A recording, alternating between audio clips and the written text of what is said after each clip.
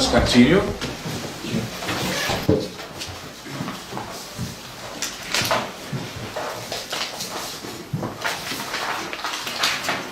The lecture 8 is dedicated to noological analysis of the modernity. I presume that now it is more or less easy to anticipate what will be the result of this analysis.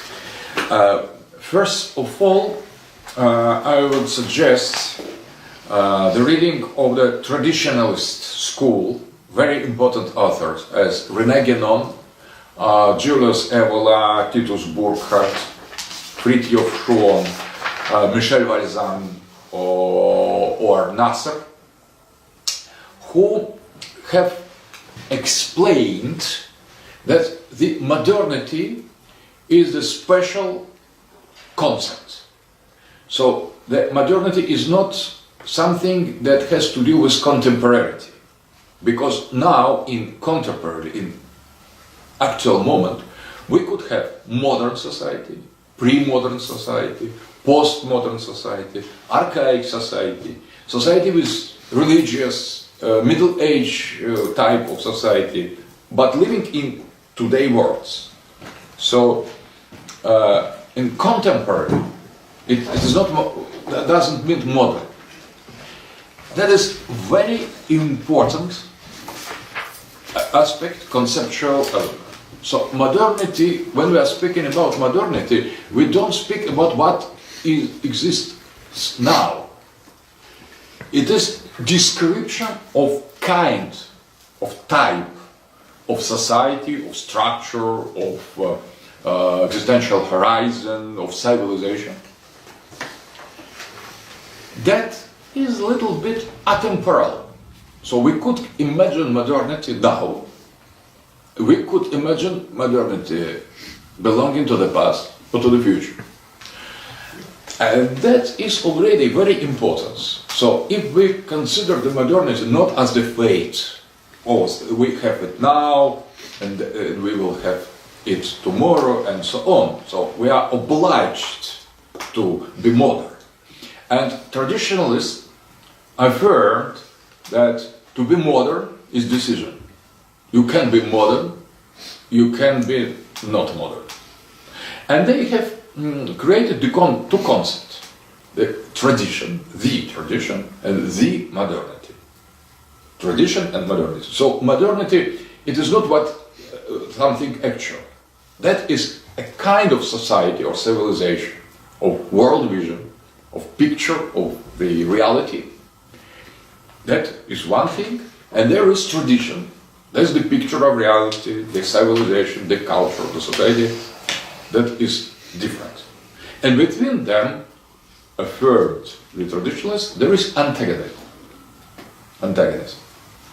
That is very important because that gives us the possibility to study modernity not as something inevitable, but as something that is the product of concrete historical development based on concrete sequence of decisions and choices. And the modernity is artificial, I would say. It was artificially created. It is not something that went by itself. So modernity is not natural. Modernity was created, is supported, is defended, is adjusted, is developed, but there is a kind of free will behind the majority. That is not fatality. There is not mechanical law of modernity. Because we know many societies that are not modern. For example, Islamic society, Indian society in some aspect, archaic society, they are not modern. They exist today. And if we consider the majority of the mankind, of humanity, today, in 21st century lives not in the modern society. The society, they belong to traditional society. So modernity has something to do with contemporary world, but we could study, we should understand that separately from contemporary. And we could speak about structure of modernity. So modernity is something structural, constructed, and that could be deconstructed. It should be deconstructed. Postmodernist philosophy is based precisely on this, on deconstruction of modernity, with their special aspect, but that is possible, and deconstruction of modernity, and that is crucial point, and knowledge could be made from two positions. It could be made, the construction of modernity, with postmodernists, with their hyper-modern ethics. So they are disappointed, postmodernists, majority of postmodernists are disappointed with the modernity because the modernity didn't fulfill its promises, doesn't satisfy them, their hopes and anticipations. So that is a kind of despair. They are in despair that modernity couldn't accomplish the goal it declared. So that is postmodernity in the sense that modernity is too small. It is not enough. The modernity is not enough, and they try to deconstruct modernity in order to show that it should be overcome, in order to create what modernity wanted to do, but couldn't accomplish by inner limitations. In the eyes of postmodernists, the modernity was too traditional, excessively traditional, that modernity could not overcome tradition, but it should, and it shall, with the postmodernity. So that is a kind of deconstruction of modernity that shows that modernity is not so much modern as it needed to be, in the eyes of postmodernist ethic. But what is interesting in this method, they show the artificial doing that. They show artificial nature of modernity, that modernity is creation, that modernity is based on the decision. So if we could deconstruct something, that someone has constructed that.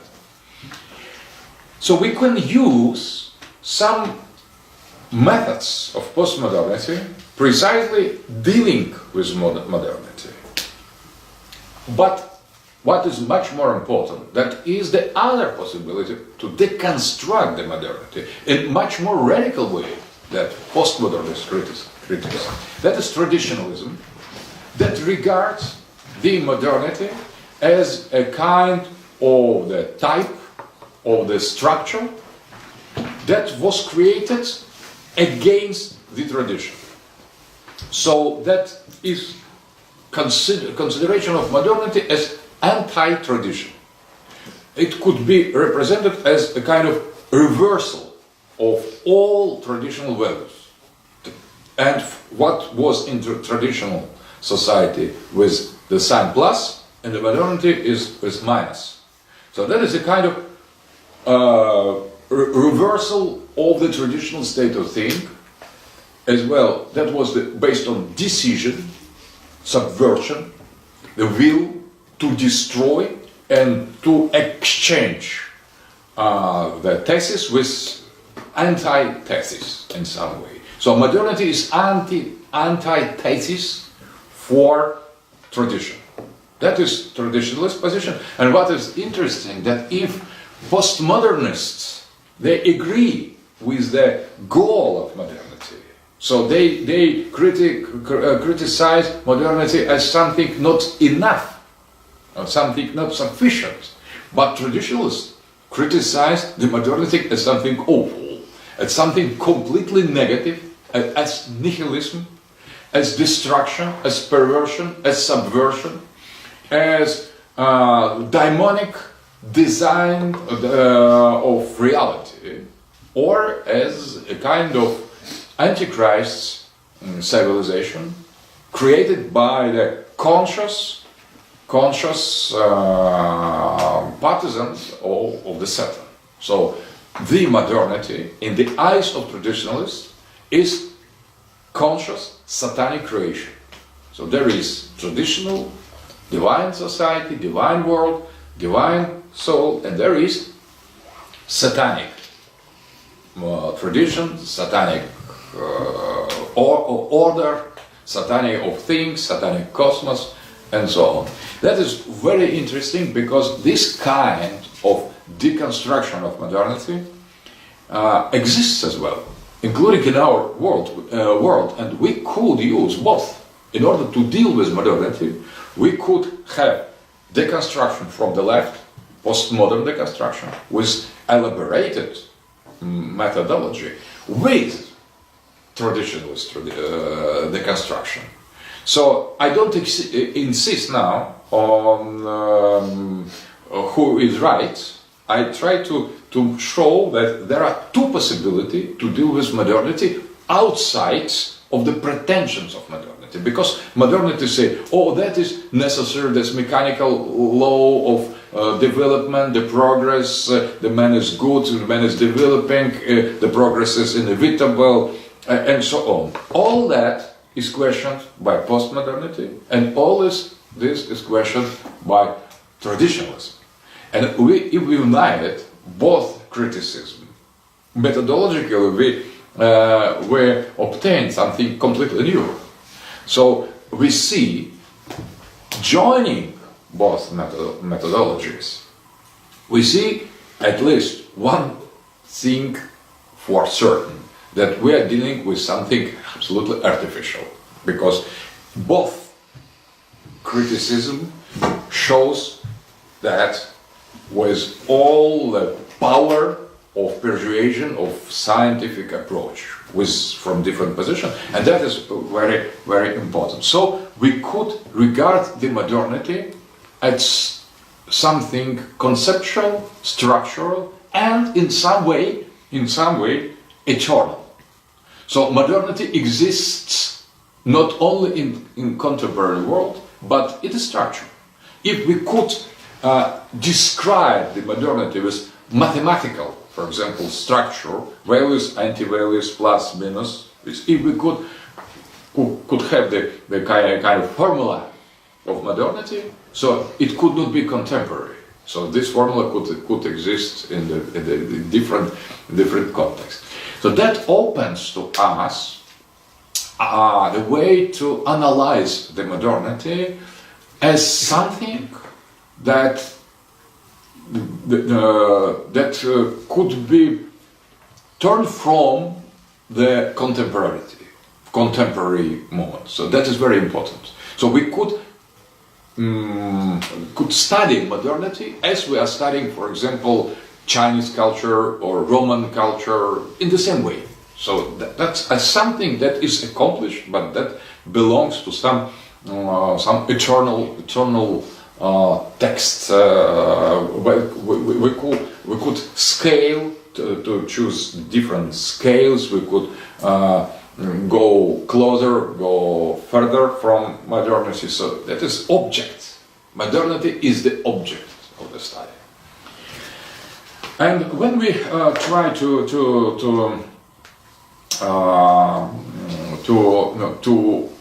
concretize in noological and NOOMAHIA perspective what is modernity, we have already spoken, that is the anti-Christianism. Because we had in our European history, we had tradition about which traditionalists speak in the form of Christian tradition. And we have shown in the previous lecture how this Christian tradition included in itself pre-Christian structures in the European logos. So tradition now, in this noological version, is the same as Christianity, but at the same time is the same as the alliance between Logos of Apollo with Logos of Dionysus in concrete historical Christian form. So that was and is tradition that we could identify and as well describe as type. So if we have this concrete and positive description of what is tradition, it's not something vague. It is concrete. That is Logos of Apollo with its structures, its symmetry, verticality, with Logos of Dionysus, purified Dionysus, Apollonian Dionysus in case of dialectic embedded in this version. So everything is quite concrete. And we try, for example, to deny all that, to make a kind of reversal of that. We receive the other type, no Apollo, no Dionysus, and now it is not only nihilism or destruction or parody, as traditionalists say, but in our noological analysis, we see clearly what is the so-called positive content of modernity. So the modernity is not only destruction, the chaos, the anti, against. It is not nihilism. In the eyes of Logos of Apollo, there is no Logos of Cybele. There is nothing. There is destruction, matter, something. But in three Logos concept, in Noomaquia, there is a Logos of Cybele. There is a kind of structure that we could imagine, that we could describe with positive inner relations. That is why Noomaquia and Noology is so important now, because we, thanks to Noomaquia, we have the key to deeper and a better understanding on what is modernity. Because in that, when traditionalists criticize the modernity, they use negative term, that is overthrow of the traditional values, negative nihilism. That is conservative discourse. They belong to the tradition, they belong to Logos of Apollo and Dionysus, and they consider that the end of this situation as the end of time, so there's nihilism, the negative terms. And maybe that is the reason why they could not get the essence of modernity, because the modernity is purely negative for them. It is purely negative, purely positive for modernists. They could, as well, they could not understand the modernity, because it is for them, that's all. That's beauty, that's progress, that is it's something inevitable, that's nature, casual sequence of the events that we could not change, something predefined. They could not, modernists don't understand the modernity. And traditionalists understand better than modernists, but in negative way. So they as well, they understand not enough. And with Noomaquia, we could say, no, there is not only destruction, there is not only nihilism, there is not only chaotic transformation. That is new Logos. That, not new so much, that there are other Logos, third one. And if we apply to the modernity this concept, we obtain completely new vision and perspective to understand the modernity. And modernity is in the reality ancient, and that is not paradox. It is absolutely ancient because it is precedent to the Indo-European Turanian invasion. So we are dealing not with something new. We are dealing in the modernity with something very, very old that existed before Indo-European invasion, before Turanian Logos of Apollo. So in that case, the modernity is old, and in the European tradition, Christianity is new, something new, because it was after, it came after. And the modernity is a return to the pre-Indo-European aspect of civilizations. That is an extremely important remark, because now we are dealing not with something as the end of some natural construction. There is nothing natural in human history. Everything is based on the Logos. So modernity is a moment of Noomahia that came as the new attack of titans against the gods. And this one, that is successful attack. So the modernity is the victory of the titans, of Cybele, of the serpent over God. Successful attack. So that is the moment of Noomahia that existed in potentially as possibility always. And when the power of light became too weak, too small, the titans, they were liberated from the hell, from the chains, and they made interruption again in the realm of the order, and they have submitted the humanity to their rule. So that is not purely negative description. There is event, and we could speak about the Logos of modernity. So the modernity has a Logos. In order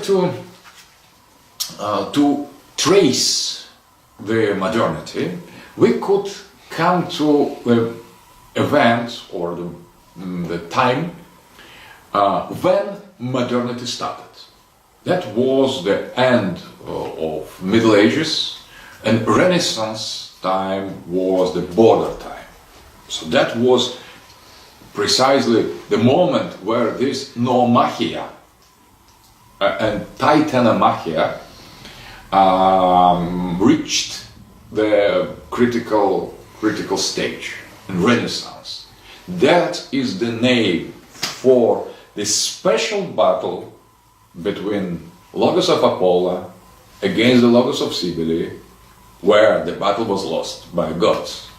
The battle was lost in the European tradition. The battle was lost by these patriarchy existential horizon in favor of this alternative Logos. And we see multiple aspects of that. That is beginning of capitalism, of bourgeois, of national state. That was beginning of secularization of the state and the society, the end of Christianism, and that was reflected in the science, because the modern science is a kind of necessary aspect of the modernity. So we are living in the world where our understanding of the reality is based on the science. And this science, modern science, it is called modern science, to make a difference with Middle Ages science. This science is very special. We could consider its structure. When we begin to read the first texts of author of modern science, we see very special feature. They criticize Aristotle.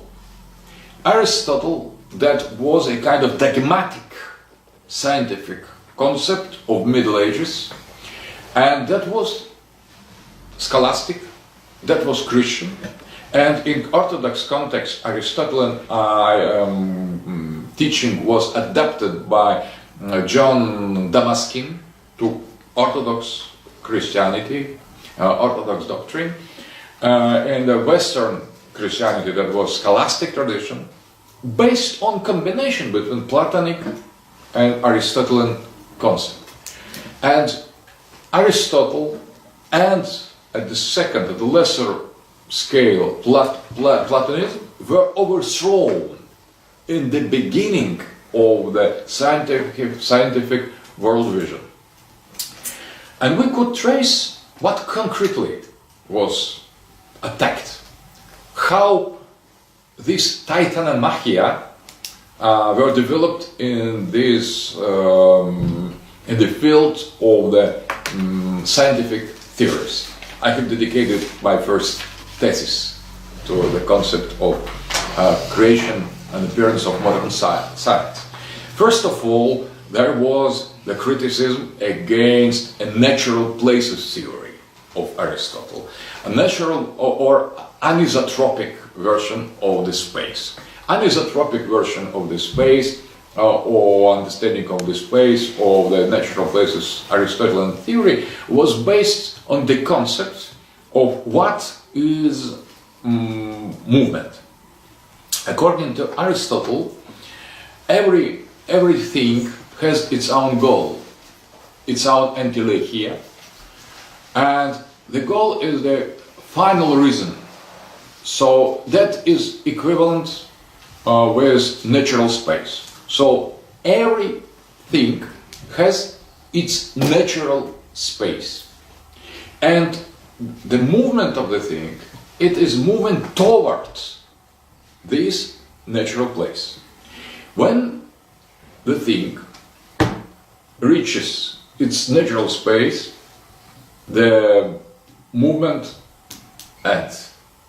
So the movement is because all the things are not in the natural space. They are moving toward them, but they prevent each other to get there, and that defines the nature of movement. So everything strives to reach its natural space, and because it is a little chaotic under the sphere of moon, according to Aristotle, there is chaotic movement. So everybody hurt the other. So nobody is in its own our space. Only God has reached from the beginning. Internally, He is in His space, natural space. Everything other is out, and that is why everything is living. Everything is moving. That's the explanation of the nature of kinetic movement. But that creates the special space with the center, absolute center, and absolute center for each thing. There is the absolute center for each thing is its natural place. So everything is striving somewhere that is more important and more natural for things than other place. So you could be at home. The concept of home, very important. The home is natural place. We are going home, and everything is going home. It is return. It is return to the God, but only God is in His own place. That is immovable mover, immutable. It's something that moves everything, but is not moved by anything. That's the concept. So the space or the cosmos is theocentric. The space is theocentric, and there is a kind of sacred geography with the special sacred centers, with special points of cult, and all cosmos has the meaning, the structure, and reason. So there is the center. The main attack of Galileo Galilei, Copernicus, and the other was against this concept of the natural place. Therefore, there is no natural place, and there is no final reason. There is only causal reason. So there is the reason of movement if something make impact on other thing. So there is causal is reason, but final reason doesn't exist. Because there is no goal, there is no teleology of the movement, and there is no center, absolute center. Everything is relative. Everything is moving chaotically, as in Aristotelian version, but with no plan, with no goal, and everything is defined by the previous cause. So the cause belongs to the past, and no, there is no cause of the future. There is no eschatology, no goal. Something is causal. Everything is causal, and there is no center. There is no center in space. Everything is related. So there is no anisotropic space. There is isotropic space. Isotropic space, so you go anyway with the same possibility, because there is no natural space for a thing. So everything is absolutely relativism, and that was destruction of Apollonian structure of space and time and thing and destiny and history. Everything is destroyed with that. So, and that was so-called scientific discovery. Postmodernists showed that was publicity. That was the work of the school of laboratory. Everything in Gallilei was a kind of trick organized in order to convince the audience that he is great, but his personal motivations we could put aside. But what was the meaning of Galileo Galilei and the other founding father of modernity? They destroyed Logos of Apollo, represented in Plato and Aristotle, by the Logos of Cybele. And the Logos of Cybele was not their discovery. That was return to the third form of ancient Greek pre-socratic philosophy, represented by Democritus and later by Epicurus and Lucretius. They were put aside in the Christian version. Christian world vision was based on Plato and Aristotle, and Democritus and Epicurus and Lucretius were put aside, were forgotten. They were purged, I would say, by Logos of Apollo, because they belonged to the other vision, atomistic vision, to the materialistic vision, that was already in the ancient time, before Plato, they were anti-Indo-European, and they belonged to the context of Logos of Cybele. And they reappear in the Renaissance. So that is not new. That was something that was denied, that was put off, that was prohibited, I would say. That is some as prohibited knowledge that reappeared as a dominating one.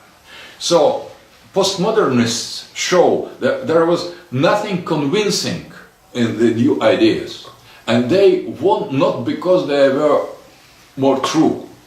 They have won because they won, because there was the kind of something changed in the mind of the Renaissance man that has opened the way to Logos of Cybele to return with scientific premises. There was atomism. Atomism belonged to the past. Atomism was rejected by Christian version of structure of cosmos, but by Christian cosmology, and it returned with Boyle, with Newton, with Gassendi, with Hobbes, with Descartes.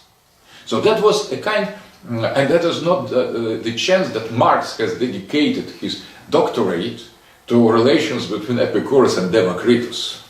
So the most modern philosopher of 19th century dealt in his doctorate with a very old problem of the matter, of the atomism, of the evolution. Because evolution, that of almost Darwinian type, we see Lucretius. Lucretius in his poem, that was the idea of the evolution of the species. So everything in the beginning, the species were confused, and little by little they developed into the creatures we know. So and that was by the Venus, by the Holy Mother, that was produced. And in Lucretius, there is purely Cybelean topics with purely scientific. So in this Lucretius concept, there are as well black gods in the Democritus. Democritus say that the gods as well have bodies and diamonds as well. So that was atomic. So they live more than the body of human, but they as well die. So dying gods of Democritus, black gods or diamonds. So there was a mixture between scientific and mythological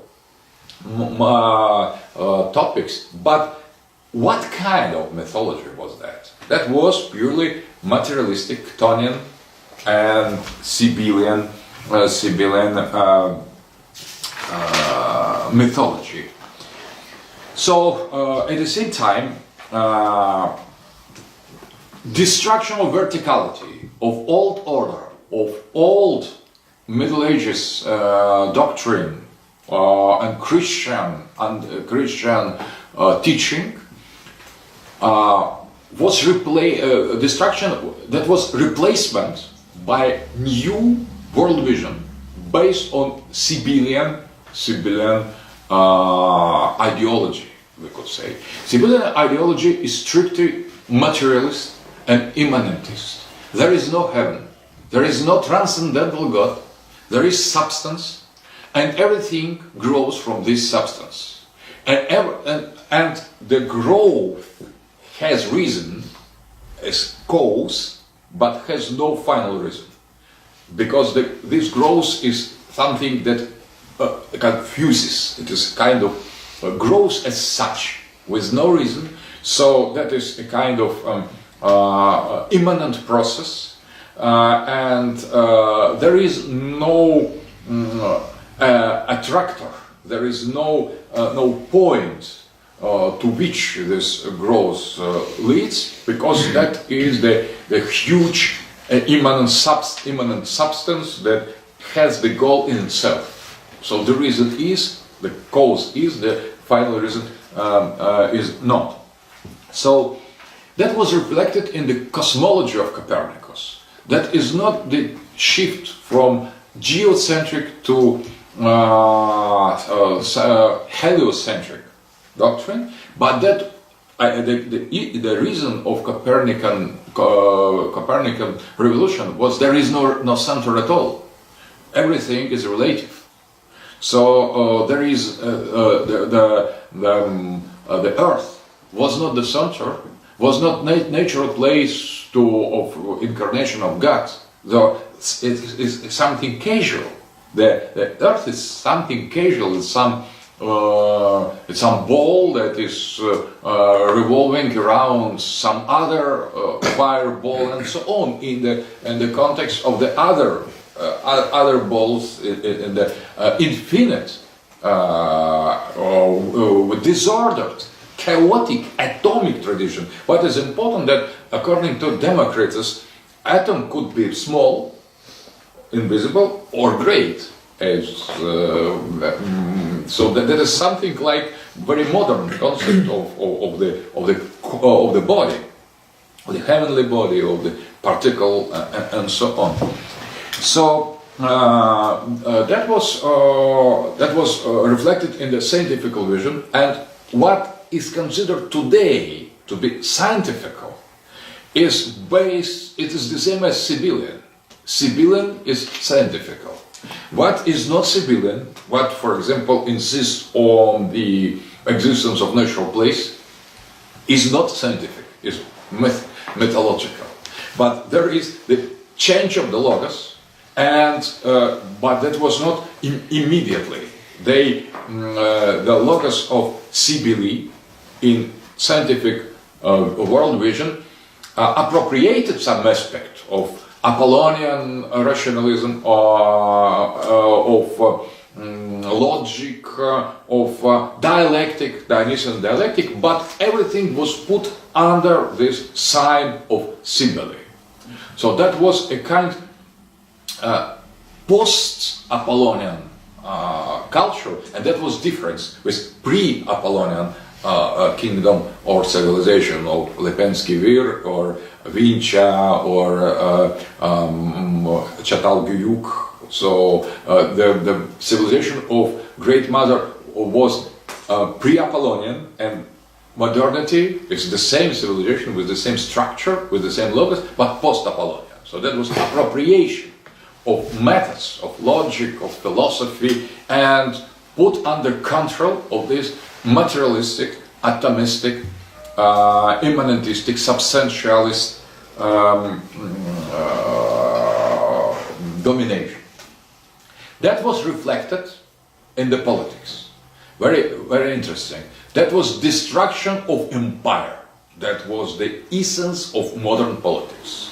Because empire, as we have seen, was the normative organization of Christian political space. In Byzantine sense, but as well in the Western Catholic sense. So the concept of modern state and concept of nation were two concepts directed against empire.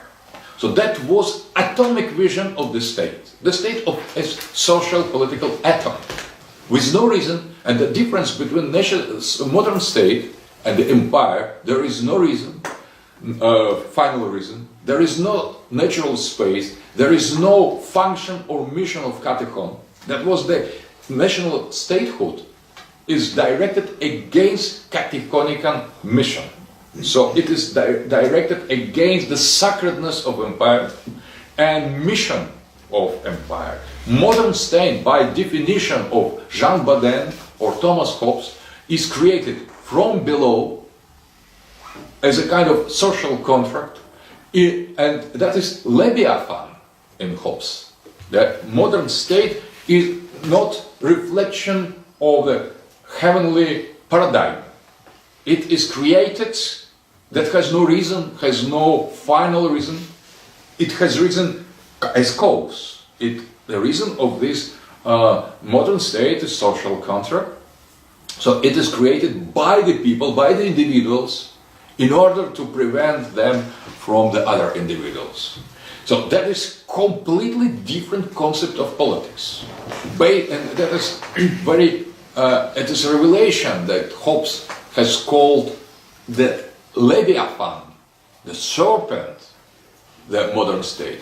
Modern state is serpent, is a dragon that is mechanically organized from below in order to destroy everything that is sacred.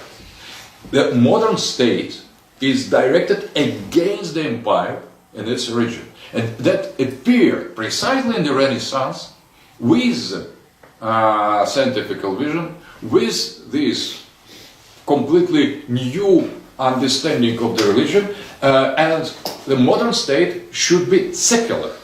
Secular, so with no religious sense. It could have church, Protestant or Catholic or Orthodox, but church should be separated and existed outside of politics. So the modern state is titanic, and modern national state is anti-Christian, anti-traditional, and anti-European, anti-Apollonian and Dionysian. It is purely titanic. It is serpent and dragon. And as such it was introduced as Leviathan in the beginning of the modernity. So we have what is nation? Nation as well, that is concept that appeared precisely in modern meaning in the Renaissance time. Nation, it is the people or population, better, population living inside of national state. So nation is absolutely artificial, and that is the community of citizens. Citizens who are those who have created the social contract. So the citizens is participating in social contracts, and citizen can redefine, concluding the other social contracts, the state. For example, the citizen could conclude that they don't want live anymore in Belgium, and they want to have Flemish state and Wallonian state. They have all the right, because the Belgium has no reason. It is not reflection of something that is transcendental. It is the result of social contracts. So the people can create Yugoslavia, can destroy Yugoslavia if they want. They want because there is no Yugoslavia. There is no France. There is no Belgium. There is no Germany. They could easily create one Leviathan or destroy if they think that is better for them. So that is absolutely immanent concept of the politics. And it could be reflected in the vertical structure of state as a tradition of pre-Cybelean in the European tradition, but it is from the beginning Titanic. That is the new kind of hierarchy, Titanic bureaucracy, with new type of dominating figure. This type we should regard and describe carefully, because in modern state there are not the priests. It's clear that secularism put the priest outside of the government, so they could exist as cultural institution on the margin, for example, as cults or funerals or weddings, something like not so important, but less and less important, because the putting the marginalization of the church is the process of the modernity, political modernity, and church should be put more and more outside of the political decision. In the case of the warriors that were noble class, the aristocracy of the traditional state, they should be marginalized as well. They should be a kind of mercenary by state. They could not have their arms with them. They should, because the arm was a symbol, a possession of arm, the symbol of warrior. They take the arm from the state, and when the state thinks that that is enough for them to fight, the state take the arms back. And it is difficult with sword, but it is easy with cannon or tank. So development of the state weapon or nuclear weapon, you could not possess it, being aristocrat warrior with little nuclear missile with private ownership. So, but if you have no weapon, you're not autonomous warrior. You are just hired mercenary that serve as a servant with something that is given to you by the state, and that is decided bureaucratically. So warrior is not the type that decides. Priests are not the type who decides, and who decides. And there appears new figure, bourgeois. That is we are calling that capitalist system, we are calling this bourgeois system.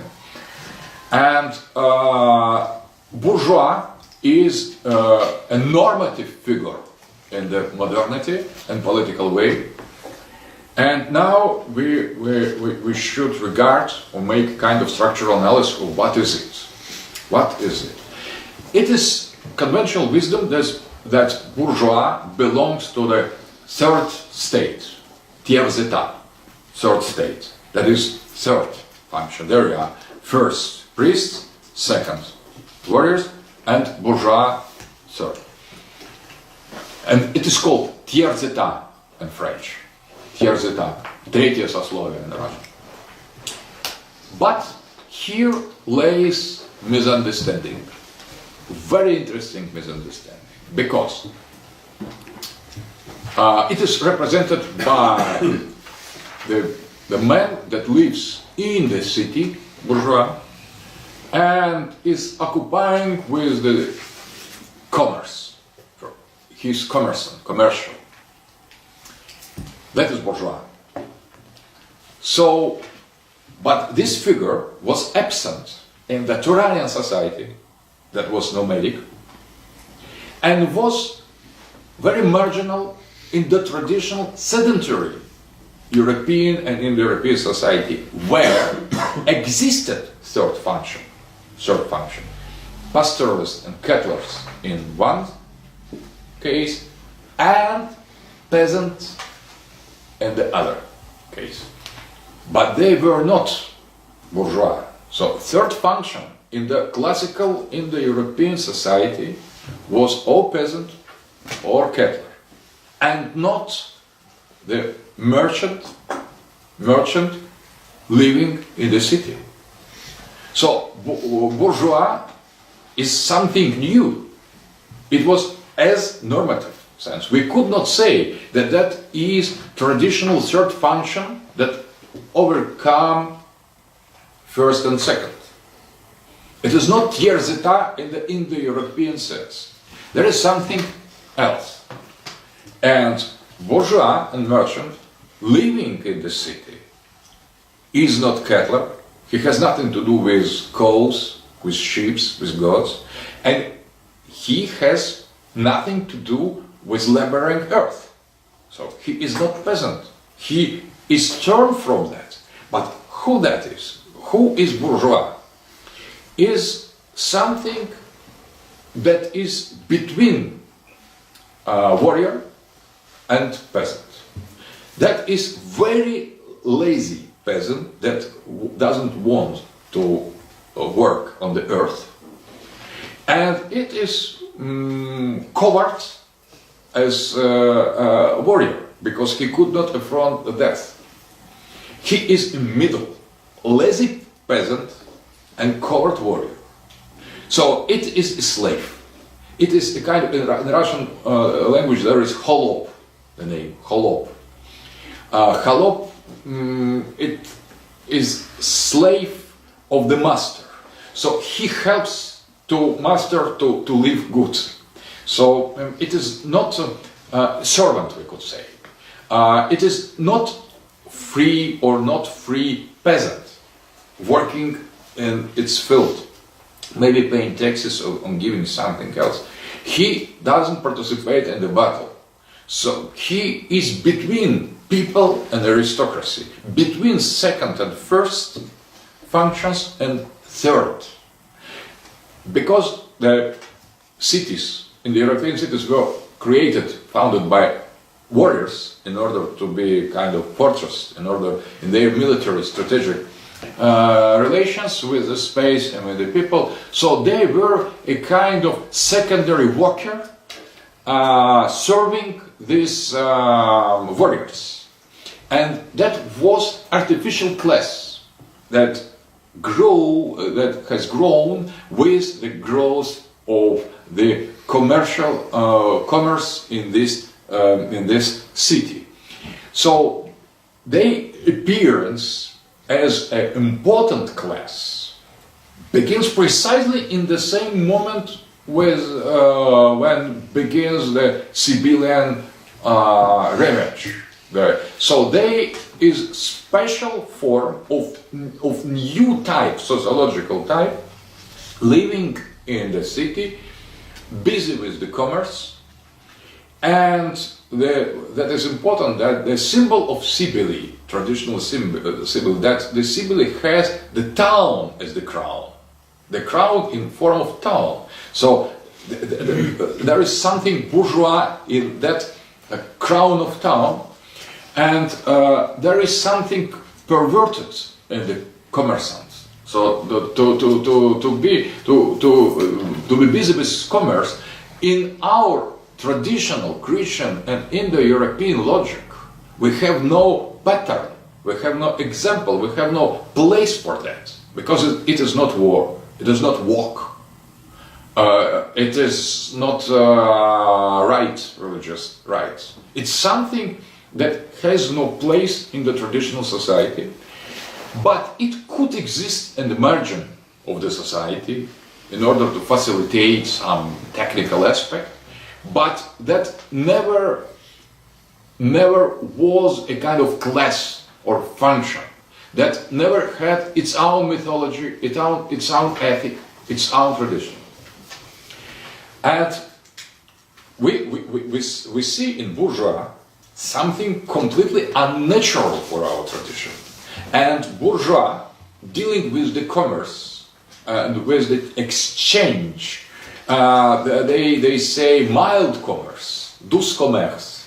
It's not war, because they are covered.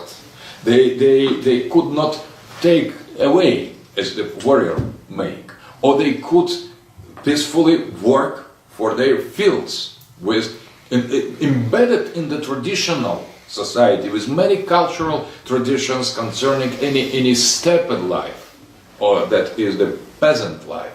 That is the peasant turned from the tradition. That is warrior that could not fight. So that is perversion. The bourgeois is the ill type. It is completely sick, sociological sickness, a representation of perversion in our traditional way. So a majority of bourgeois were peasants, but the peasants turned from their natural states. And when the peasant, that by some reason has lost its possibility, its field, its possibility, its place in the village, its normal place, in its natural place of peasant, when it loses it, it comes to town. But who is the peasant in town? Nobody. He is idiot. Idiot in Greek sense that the person with no collective identity. So that is something individual, that is atomic. And the atom was the basis of the new science, materialistic science of Renaissance. So there is new and old figure, but that had no place in the traditional society. So that is something that was regarded with pity maybe in traditional society. It is ill peasant because lazy or too arrogant, and it is coward warrior that didn't want to fight. So that is perversion. It could always be underclass being. So bourgeois is underclass. Bourgeoisie is underclass. The group of sick, mad, perverted, anti-normal human being that are idiotical by semantic definition. So they have no organic relations with collective identity. Their identity is artificially constructed. So they didn't belong to the traditional warrior or agricultural societies, and they were devoid of any organic collective qualities. So they came to the city and they tried to find their way. And that is not the case that bourgeois were some from other places or other ethnic group, because they were individuals put in the city and not belonging to the traditional corporation and form. And they began to grow in number, and they began to define the normative vision of the social type, normative type. They have dethroned warriors, they have dethroned priests, and they have as well misrepresented third state, because they hated, the bourgeois hates peasants, because it exploits him. He don't let him to sell his things openly, because he buy it by itself, and they make a speculation. They're a speculator. They don't produce nothing, and they make a kind of balls of money in order to manipulate with production. So they unproductive. Bourgeois is unproductive. Peasants were productive. So, but at the same time, bourgeois were partly peasants, because they came to town from where? Some part from other ethnic groups or some marginal groups. They became bourgeois, but the majority, the growth of bourgeois state was from peasants. But now we see the real noological mystery. But who were the peasants, European peasants? They were the member of civilization of Cybele under control of in the European horizon. And when they were turned from this controlled structure, they could the origins of this Cybelean origins of the peasantry could reveal. So that is a kind of liberation of the deepest level of peasant European identity, that taking from the special Christian and traditional aristocracy, feudal vertical society, was liberated. So they were bearers of some very ancient archetypes of ancient collective unconsciousness that was reanimated precisely in the moment of the end of the Middle Ages. So we see that modernity and all political theory that were developed in the later phases of modernity dealt with this bourgeois organization. The pure and the most important glorification of bourgeois is liberalism. So it is dealing with idiots in semantical sense, because the man devoid of any kind of collective identity is idiot in Greek sense. So liberalism is from the beginning idiotism. So that is glorification of idiots, the individuals devoid of any collective identity. It's clear, but the communism is dealing with the same concept. So because communists hated as well peasants. They think that everything is developing in the city. So, and the poor bourgeois are proletarian.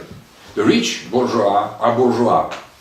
But both of them are purely modern in the conceptual structural sense, industrial figures living in the city, not outside of the city. So communism was idea that poor bourgeois should overcome rich bourgeois and creates the society where proletarian should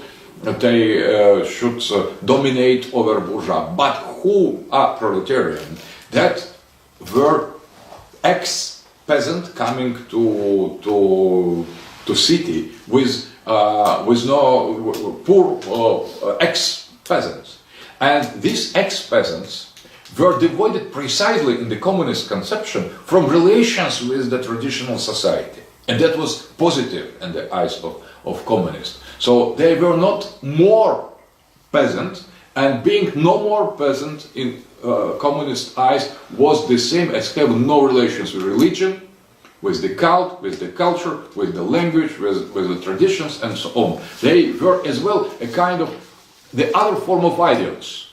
They were rich idiots, or more or less easy idiots, bourgeois, as basic figure of liberalism, and poor idiots as were proletarians. But they should be cut from tradition state, priests, warriors, or peasants, and they should be put in the artificial commercial structure, commercial spaces of the modern bourgeois city. That was one of the idea of communism, and that was good. If we read Marx's manifest, the majority of it dedicated what communism is not, Marxist communism. And Marx and Engels, they stressed that it is not enough to be anti-bourgeois to be communist. It is necessary to be post-bourgeois and not pre-bourgeois.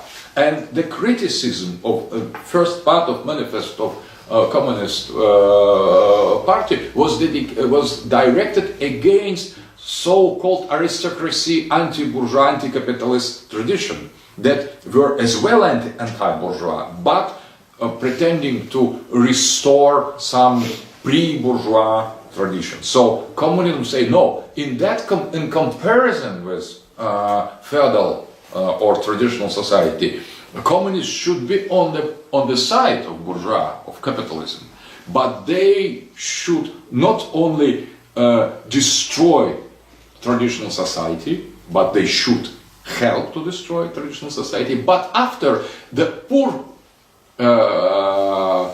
citizen of the city, bourgeois it is as well, that Bürger, that someone who lives in the burg, in the city, in town, poor citizen should overcome rich citizen after destroying any kind of traditional society. So proletarians as bourgeois are absolutely untraditional. There are two concepts of two idiotic, semantically idiotic concepts, because there is rich idiot and poor idiots, and poor idiots and the communist vision should win rich idiots, take richness from them and distribute among the idiots. And where is the peasants in this situation? That should be transformed in proletariat. They should be brought to the cities. That is the concept of how to merge the villages with the city. The village was the enemy of Marxism, of communism. So village should be destroyed and transformed in the city, and the peasant should be transformed in the worker, and workers should be normally industrial workers living in the city, working in the fabric. So that is as well mechanical vision, so that was materialistic as well as liberalism. And that is second political theory. Third political theory was as well absolutely Cybelean. That is maybe difficult for Serban with patriotic feeling, but the idea that modern state is artificial creation. Modern state is based on destruction of empire. Modern state is based on the social contract, and nation is artificial creation of bourgeois.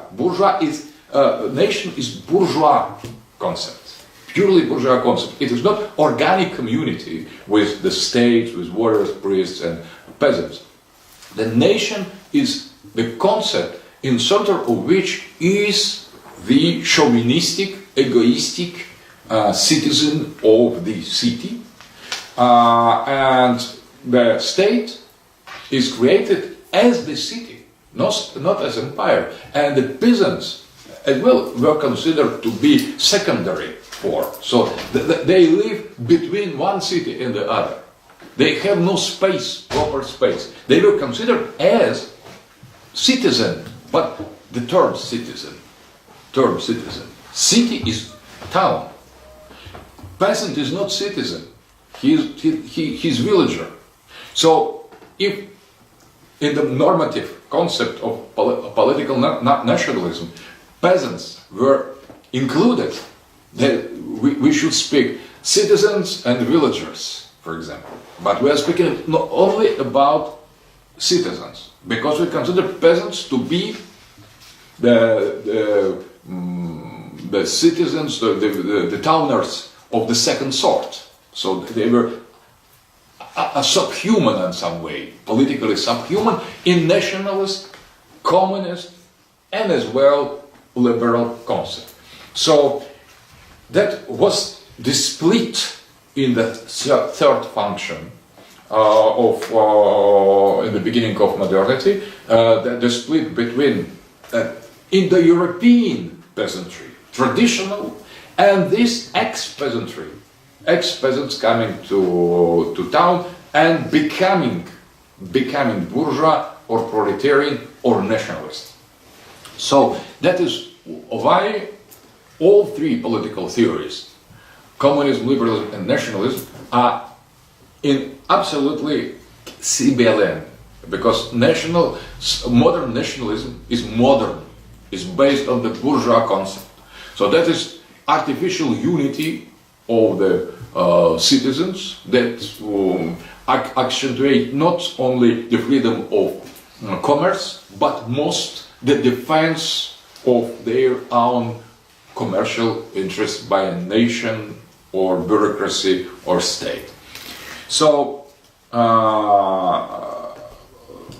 we have now we could apply that to geography of Europe. Where started the modernity? The modernity started partly in Italy, partly in the northern part of Europe, but the most clear and most bright examples of modernity was Great Britain, that began creation of this bourgeois version. That was not revolutionary bourgeois, but evolutionary bourgeois history. They tried to introduce more and more bourgeois elements in the government. So Hobbes was one of English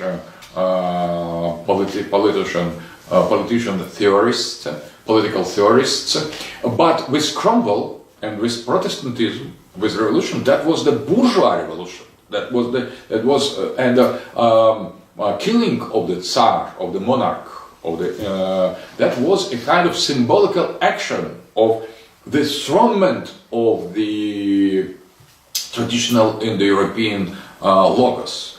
And Protestantism was, as well as we have seen, a kind of Titanism inside of Christianity. And all these elements, the development of bourgeois, the regicide, the killing of monarch, and Protestantism, that was the England that was in the center, and the fight of Englishmen against Celt Catholic was inner drama, because that was the modernity was on the side of Anglo-Protestants, and tradition in their case, in this bipolarity case of English culture, tradition and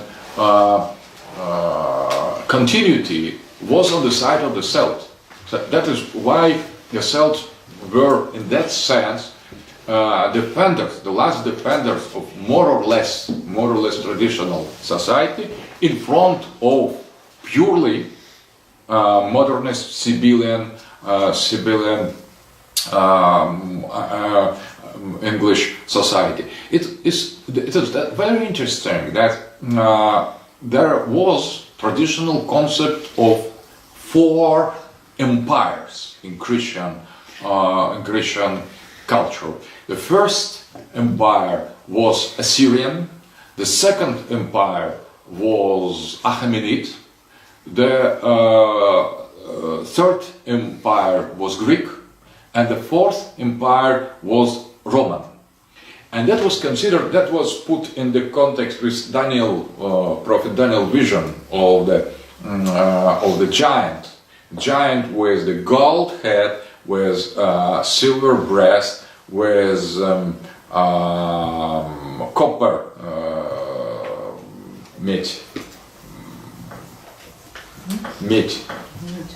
metal,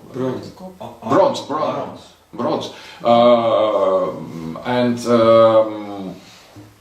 thighs, and iron foots, and that was iron foots represented Roman Empire, most radical but traditional empire, and so this tradition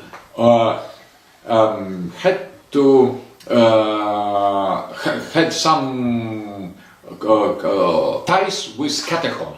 That was transition of Catechon, and the Roman Empire was considered to be the last one where the Christ was born. So that is, we have normal concept of 4 empires, and the fourth empire was Roman, Byzantine, the same Roman, including all the continuation with Third Rome and so on, with Russia and Bulgarian kingdoms and so on.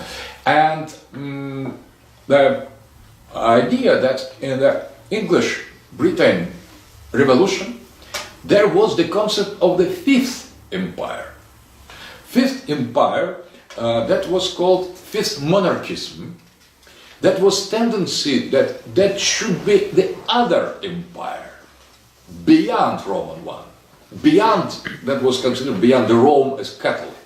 So that was a kind modern secular Protestant empire, and that was called Fifth Monarchism.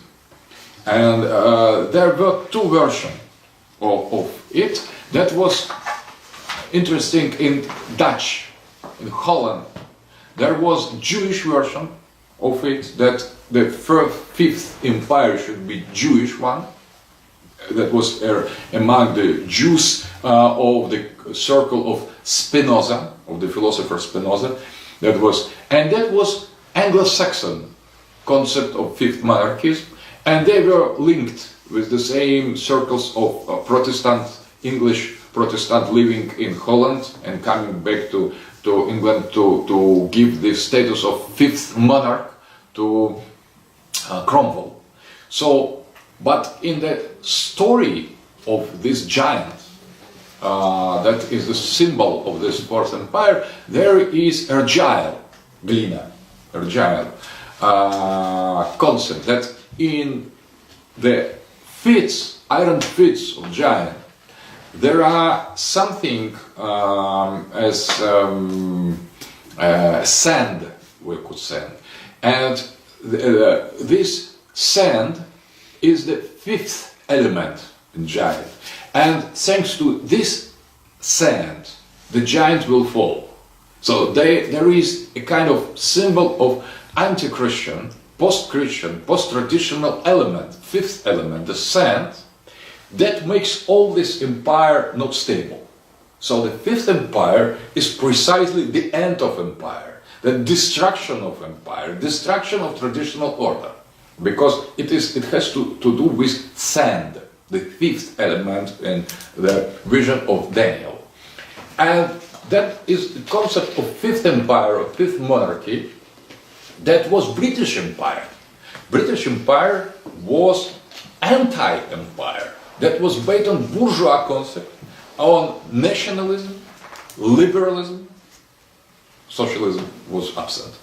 That was the first and the third political theory represented in this British Empire. So, British Empire was the first modern empire that was anti-traditional empire, and that was one of the main sources, philosophical as well, with the philosophy of common sense. Common sense philosophy is absolutization of the little individual with idiotic scale of thought, with no great revelation, some mediocrity, the absolutized mediocrity represented by Reid, by Ferguson, and that was the basic of North American society, because these Scotland philosophers of common sense, they were considered to be philosophical fathers of North American society. That was glorification of idiotic minds with very narrow interest, with pragmatism, with little concern as development of Protestant Titanism and positivism. I'm calling that positive subject. That is second man in the three-man theory of Tauler, of a German mystic. So that was evolutionary bourgeois, but at the same time in France there was preparation of revolutionary bourgeois concept. That culmination was French Revolution, with the concept of purely anti-Christian motivation, with Scarlet Woman as the symbol of the freedom of the with the killing of monarch. So that was as well the other revolutionary form, with socialism already, with the concept of preparing socialism, social democracy, idea absolutely immanent, anti-Christian, openly, not in the Protestant way, but purely atheistic, materialistic, and Enlightenment theory was a kind of culmination of all this modernity. And so modernity started with that, with the revenge of Cybele, and all the history of modernity was a kind of purification of this noological pattern. So the civilization of Cybele became more and more Cybelean. So that was all traces of the previous in the European traditional society were purged, were cleansed.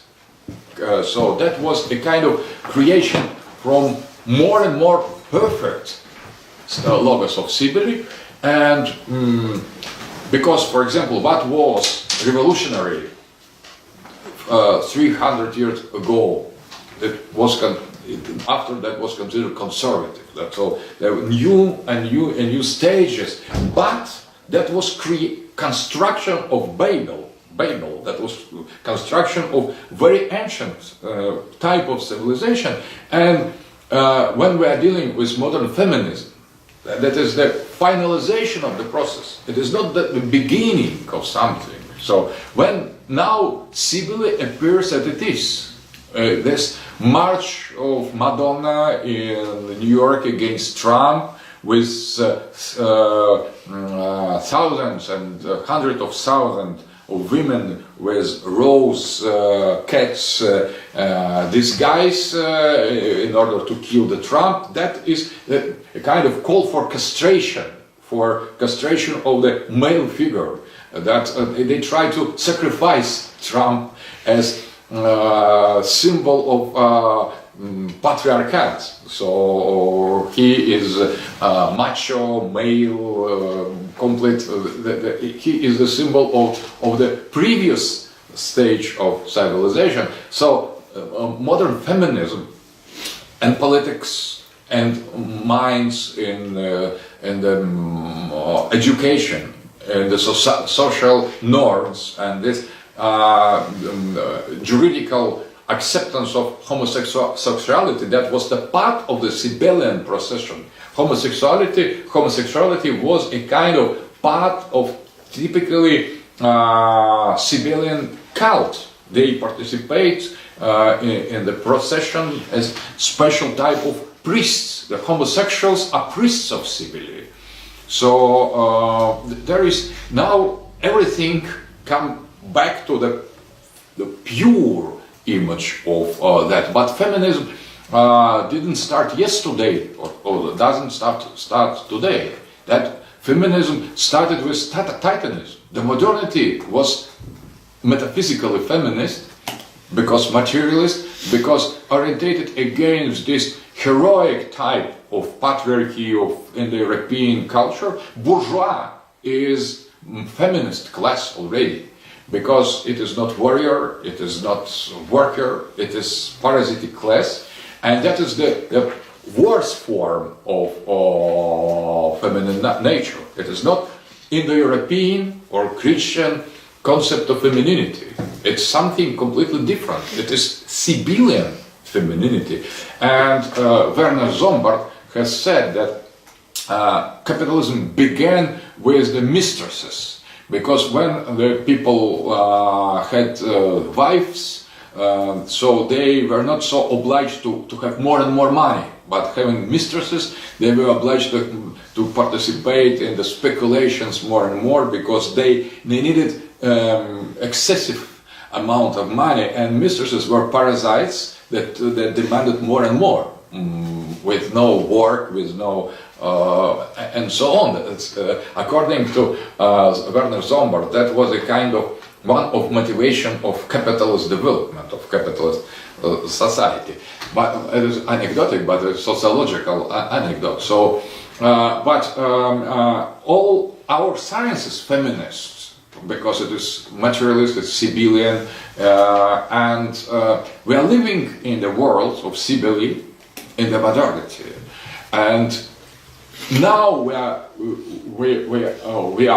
and we will speak about that later tomorrow, the last session of these lectures, but we are living inside this kind of civilization. So the moment of NOOMAHIA we are living in, it is the moment of revenge of pre-Indo-European existential horizon, artificially with bourgeois, or organic but very ancient with our world vision, scientific world vision, based on this lowest level of the peasant identity of European peasantry.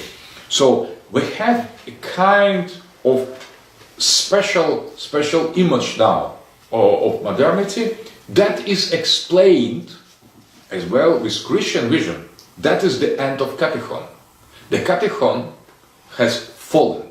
The Catechon was the king, the Tsar, the emperor that defended traditional society, and that was defeated by modern political system with democracy, national states, globalization today, and that was the fate. The same was the fate for Christian faith. That was the fate for all three traditional function, because there is less and less peasants. So we have no peasants in Europe. We are losing them. Everybody is citizen. Everybody is bourgeois, or poor bourgeois, proletarian, or rich bourgeois, and we are living precisely in the post-Catechonian cycle. So that is when the Satan is liberated, when there is a kind of intrusion of underground tendency that we see around us. So everything fits well in this logical analysis. Now we see that this knowledge that could appear a little bit abstract, a little bit too metaphysical, has to do with the reality we're living in. So we are inside of this NOOMAHIA. We are part of this fight and the battle of the Logos. And we could not be free from that. We are defined absolutely. Everything in us is defined by this moment of NOOMAHIA. We consider the reality as we are taught, as it is imposed. We could not deal with reality as such. we are dealing with reality through a kind of reading, the type of reading through paradigm. And this paradigm is defined now by Logos of Cybele. But the knowledge that there are two other logos help us to see relativity of modernity and to put the modernity in the context of knowledge and to define as well geographical place we are in. So if French and England were the first in order to promote this in the geography of Europe, Latin worlds and Austrian Empire resisted against that. Russia resisted more than other. Ottoman Empire resisted because that was a well traditional society. But when traditional empires have fallen, new modern states appeared. And being modern, they were doomed in order, if we think that they could transmit traditional spirit. Modernity and traditional are incompatible. Creating national state instead of traditional kingdom, we are already doomed. That's the creation of modern state, Russian or Serbian, is the end of Russian and Serbian. That will be the state, modern, but not Russian and not Serbian. What is modern could not be really Serbian or Russian or German. It is already simulacrum. It is already something Sibelian.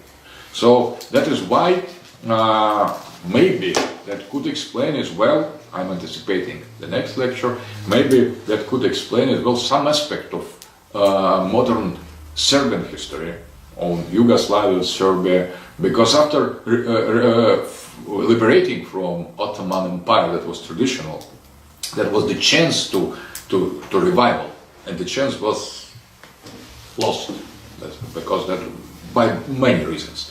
But let's do the next lecture. We will maybe openly discuss that. I have some concept. But in order to finish, I think that knowledge and geography now gives us the key to interpret the world we live in. Please. So I would just like to run this by you in the anticipation of the lesson tomorrow, kind of the same way. And I would argue that Serbs are actually the chosen children of Cybele, if we look at our history. So we were liberated as peasants from the Ottoman Empire, which was a katechon in its very essence. The Sultan is the Caliph, he is the ruler of Darul Islam against Darul Harb, which is the realm of the Satan or Shaitan. The Austrian Empire was also katechon. He protected the Catholic ecumena from the Protestant heresy and the Muslim invaders who were Satan in that cosmos. We inadvertently led Russia into a war because the Russian katechon, the Russian Tsar, entered on our side, and we destroyed 3 empires as ourselves. Now, from when we created our state, it was, as Epicurus, our historian, said, a heaven for peasants. So it was a peasant republic in a sense. The king was chosen by parliament, eventually. We also were full of regicide. We killed Knyaz Mikhail, we killed Kai Alexander, we killed Franz Ferdinand, the heir of Katechon of Austria. The raison d'etre of the Serbian state was to protect the Serbian people from killing each other via haiduks and mutual raids, etc., and to protect them from the Ottoman Empire, and eventually to protect the multitude of religious and ethnic identities inside Yugoslavia from each other and from invasion from Italy and Austria. So it was a purely modernistic raison d'etre to exist as a state. We had a thing called Timočka Buna, which was a revolt from peasants because the state took their weapons away, because it needed to create them from free peasant warriors, in a sense, into servants of the state. We are, in a sense, since our second resurrection, after we were liberated ourselves from the Ottoman Empire, the children of Cybele, and we have remained it ever since, even though we think ourselves as conservatives and traditionalists. So, just the same way for tomorrow. Very interesting, very interesting. We are going to develop that, but in some sense we are all children of Cybele. Russian as well, and that is a special idea, but this tendency, matriarchal tendency, is almost prevailing in Russia. We have constructed completely civilian communist society with domination of the mother of iron, so there was nothing heroic in that. That was purely materialistic and matriarchal system, and we had many matriarchal tradition in our absolutely peasant society. So we should be, it is not political propaganda knowledge, so we could accept something that is not so pleasant. So we're living in a difficult time, and I agree, that fits very well in this description and what is going on now in Russia or in Serbia as well. So, in order to make correct description of what is going on, we need to understand the many levels of that. So, and that is very important, that nothing is lost forever. So, in this knowledge, the eternity exists, eternity as possibility. So, if there is something that prevails today, that doesn't mean that is in eternity so. So, there is the other aspect. So, alternative and in Logos, NOOMAHIA could not be closed. It continues. So if it continues that we have something other than you have described, and I'm sure I could testify that there is in certain people something other. Sure. Absolutely, and that is seen clearly in Russian as well, in other people. So, but I agree. So I am very, very happy that you could manage the concept in some way in order to apply to concrete situation. That is precisely my idea, that to give kind of tools in order to analysis, and the results of analysis could be unexpectable for us, for myself. That is only tools, metaphysical tools, and now we could questions or something or commentaries. Yes, please. Yeah, I have a question. When you mentioned the bourgeois class as a part of a peasant class, can you or could you explain the bourgeois class as a remnant of the hunters-gatherers society, as a gatherer part of the society, because there are very similar things they do. They only, for example, they use as the main tool for survival gathering stuff they didn't make. Interesting idea. Maybe I didn't think about that, but that is very interesting remark. About bourgeois as well, there is interesting analysis of Marcel Mauss and Georges Bataille concerning how this, but gatherer-hunter society was based on the balance. You take, maybe you don't produce what you take, but you give what you take. So that is in the rites, in initiation. So you eat, you are eaten. So the main rite of initiation is to be eaten. You kill the beast, you are killed by the beast. So there is a kind of, you obtain, you lose. So if you gather too much, you should destroy that in the orgy. That was based on the balance. And the bourgeois logic is a little bit more warrior-like. So that is not balance. So you gather more and more, accumulate. So there is a kind of asymmetry, and you don't destroy that. So that is the growth, because gatherer society is based on the balance, and bourgeois consciousness is open, it's conflictual. So they try to have all the richness, take, accumulate, and the growth of richness is the ideology of bourgeois class. So it is conflictual, so it creates unbalance. That is the difference. But maybe methodologically it could be some parallels. In a way, yes, that is true, but when you accumulate enough, as a gatherer or as a bourgeois, you become the target of the other. And eventually, in the end, it's all taken away from you. You do not get to keep anything.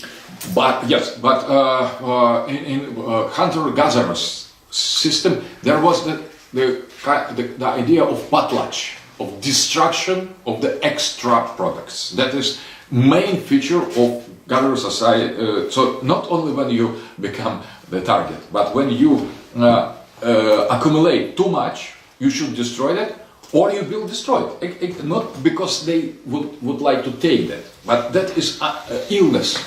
But bourgeois is illness, it's sickness. They try to accumulate more and more, and all the construction of provision of development of modern economy is based on limitless growth of the rich.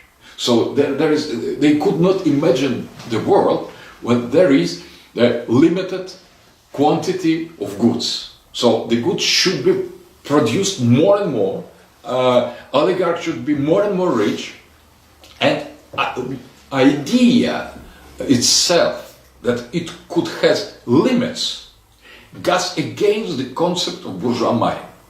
So they could not stop by themselves, and they should be killed everybody as a kind of the other wave of revenge. So they gather because that is damned part in the Bataille, Georges Bataille concept, damned part.